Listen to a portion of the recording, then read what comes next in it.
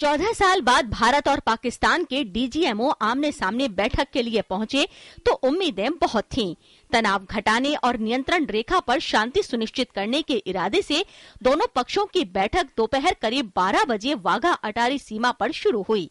भारतीय पक्ष का प्रतिनिधित्व लेफ्टिनेंट जनरल विनोद भाटिया कर रहे थे, जबकि पाकिस्तानी पक्ष का प्रतिनिधित्व मेजर जनरल आमर रियाज कर रहे थे।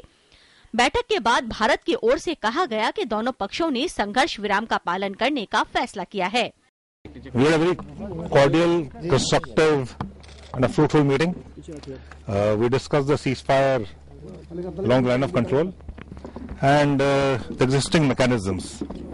We both decided to ensure ceasefire and strengthen existing mechanisms. बातचीत में भारत और पाकिस्तान दोनों तरफ से एक ब्रिगेडियर और 3 लेफ्टिनेंट कर्नल शामिल हुए। वार्ता में सीमा पर तनाव कम करने के लिए संघर्ष विराम को कायम रखने के अलावा कई अन्य मुद्दों पर भी चर्चा हुई। दोनों देशों की ओर से जारी संयुक्त बयान के मुताबिक दोनों देश इस बात पर सहमत हैं कि डीजीएमओ के बीच हॉटलाइन संपर्क को अधिक प्रभावी बनाया जाए। सीमा पर शांति बनाए रखने के लिए दोनों देश ब्रिगेड कमांडरों की बैठक पर भी सहमत हुए हैं। भारतीय प्रधानमंत्री मनमोहन सिंह और पाकिस्तानी प्रधानमंत्री नवाज शरीफ के बीच 29 सितंबर को संयुक्त राष्ट्र महासभा के सत्र के दौरान न्यूयॉर्क में मुलाकात हुई थी। मुलाकात के दौरान नियंत्रण रेखा पर संघर्ष विराम के निरंतर उल्लंघन को लेकर डीजीएमओ की बैठक का फैसला लिया गया था।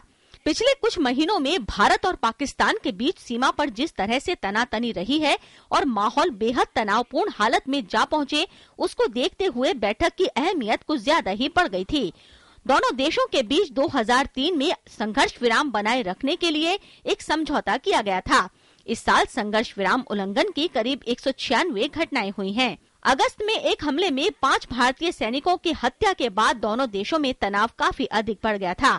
हालांकि दोनों डीजीएमओ आमतौर पर हर मंगलवार को हॉटलाइन पर वार्ता करते हैं, लेकिन राजनीतिक नेतृत्व ने इस बार सीधी बात करने का फैसला किया। उम्मीद है कि आने वाले दिनों में बैठक के सकारात्मक नतीजे देखने को मिलेंगे। Bureau report, TT news.